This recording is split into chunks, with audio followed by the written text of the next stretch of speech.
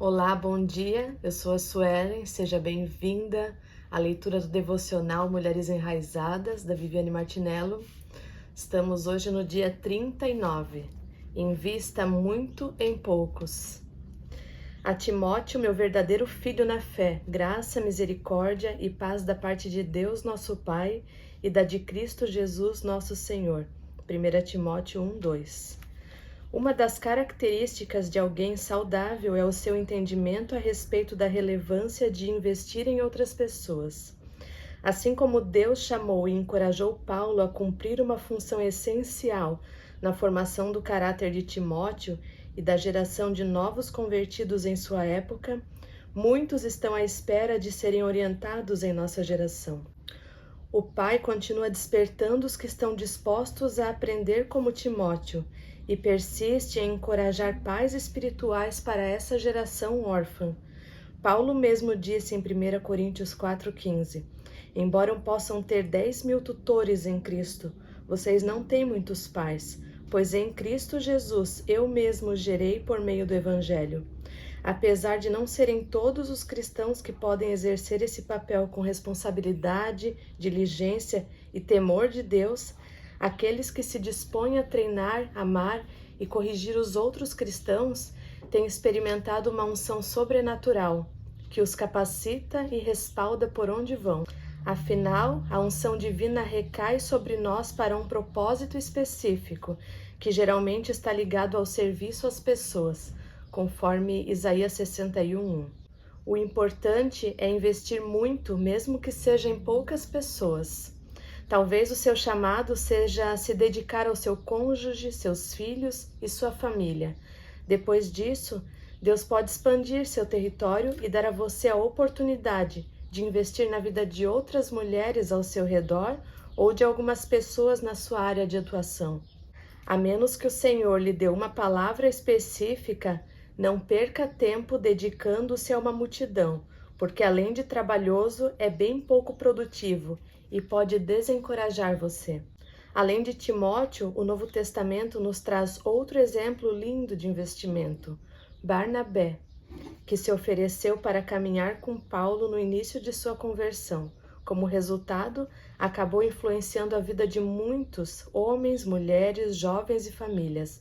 Isso porque o cuidado gera cuidado. Quem investe em pessoas, seja da sua família ou aquelas que estão ao seu redor, abençoa as gerações seguintes, como ocorreu com Timóteo, que foi fruto do cuidado que Barnabé havia tido com Paulo. Isso me faz lembrar do jardineiro de Lucas 13. Quem cuida nunca desiste e não tem medo de investir, mesmo nos períodos de esterilidade, pois não está preocupado apenas com os resultados, mas com quem realmente somos. Esta dedicação exercida por ele em nossa vida é descrita da seguinte maneira por Hernandes Dias Lopes: O Senhor Jesus tem escavado ao nosso redor e colocado adubo.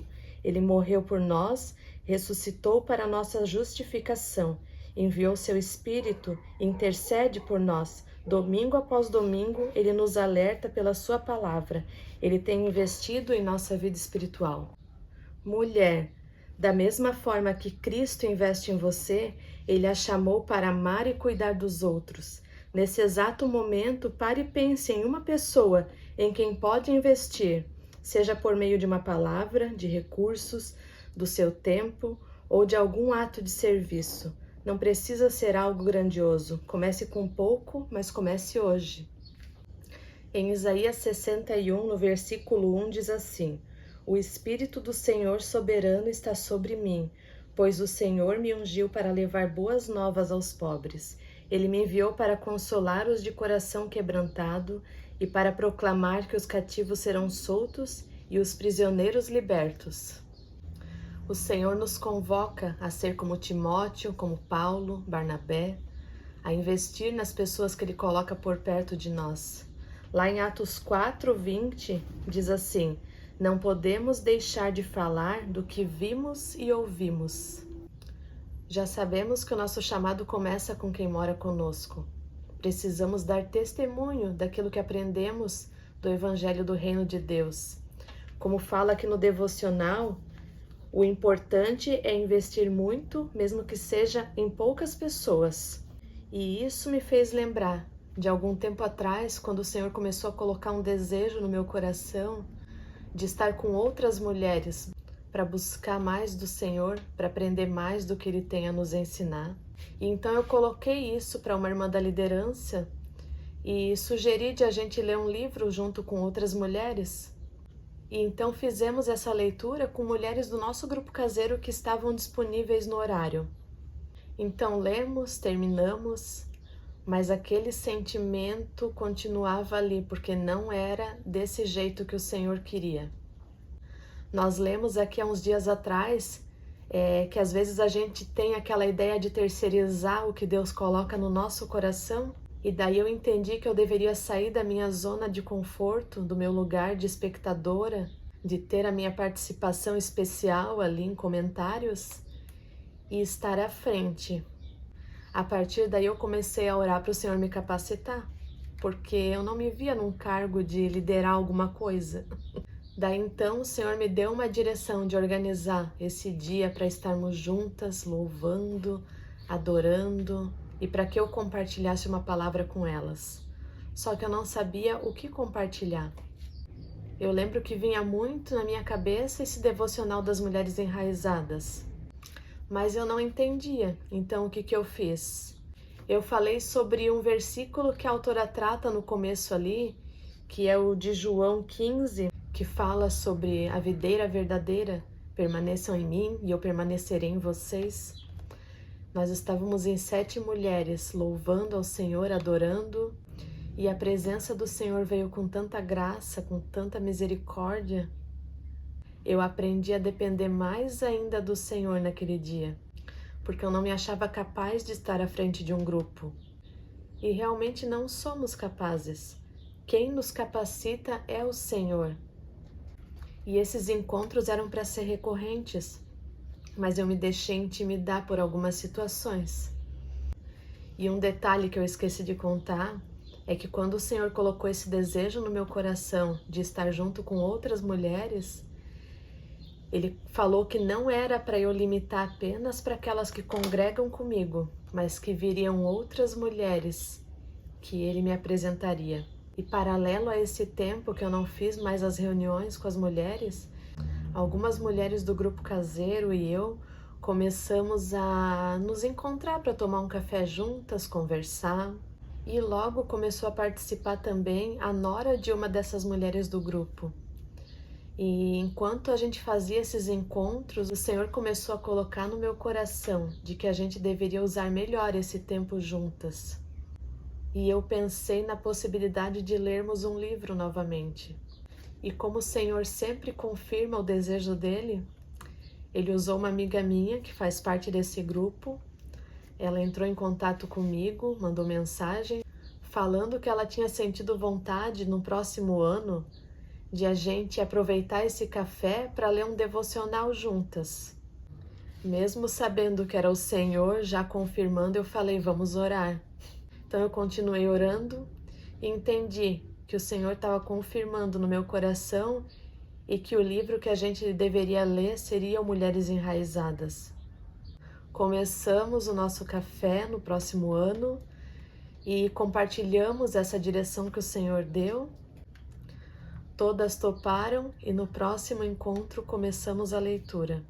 E no decorrer desses encontros, um dia o Senhor me fez contar as mulheres que estavam naquela mesa.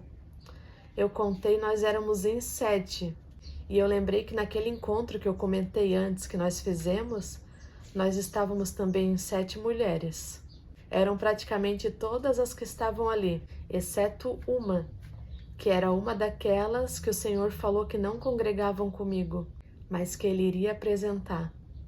Que lindo, né? E enquanto nós líamos esse devocional, eu tinha um sentimento de continuidade dele. Até que na última semana do devocional, o Senhor me mostrou claramente de que a gente teria que ler de novo esse livro. E eu achei nada a ver. A gente já leu, poderia ler outro para aprender outras coisas. Mas o Senhor insistiu, eu acatei meio ressabiada, cheguei no nosso café e compartilhei do que o Senhor tinha falado. E para minha surpresa, 2 delas falaram que também sentiram no coração de ler de novo. E uma delas era a novata. Concluímos a leitura do livro e combinamos então que no próximo semestre a gente retomaria. E nesse meio tempo o Senhor colocou 3 mulheres no meu coração. Uma que congrega comigo e 2 que não congregam. Uma delas eu conheci neste ano, na oficina de cerâmica que eu participava. E eu achei nada a ver, porque nós não tínhamos muito contato. Esse negócio de nada a ver precisa ser estudado, né? Parece que quando a gente acha que não tem nada a ver é porque é coisa de Deus mesmo. A princípio eu não tive coragem de convidar, achei que ela nem iria aceitar. Até que finalmente mandei mensagem para as 3 fazendo o convite e 2 aceitaram. E uma delas quem era? A da cerâmica. E então nessa formação nova do grupo, o Senhor mudou um pouco a dinâmica. Algumas saíram, outras entraram. E então Ele colocou outro desafio nas minhas mãos, que seria gravar vídeos para postar aqui nessa plataforma e enviar a elas todos os dias. E qual foi o meu primeiro pensamento? Nada a ver. E por que eu disse antes que era um desafio? Porque veio novamente aquele sentimento de incapacidade. Mas eu resolvi obedecer. E eu vejo como o Senhor tem trazido mais mulheres e até homens que Ele escolheu para essa hora. Que o Senhor continue nos capacitando para que possamos ser um canal de bênção para as pessoas que nos cercam. Aqui em 2 Timóteo 2:2, Paulo escreve assim a Timóteo: Você me ouviu ensinar verdades confirmadas por muitas testemunhas confiáveis. Agora ensine-as a pessoas de confiança que possam transmiti-la a outros. E hoje eu me senti na liberdade de falar uma coisa que eu não costumo falar aqui, mas se esse estudo de alguma forma tem te abençoado, curte, deixa o teu comentário. E se tu lembrar de alguém durante as nossas leituras, fica à vontade para compartilhar com essas pessoas. Amém? Fica com Deus e até amanhã.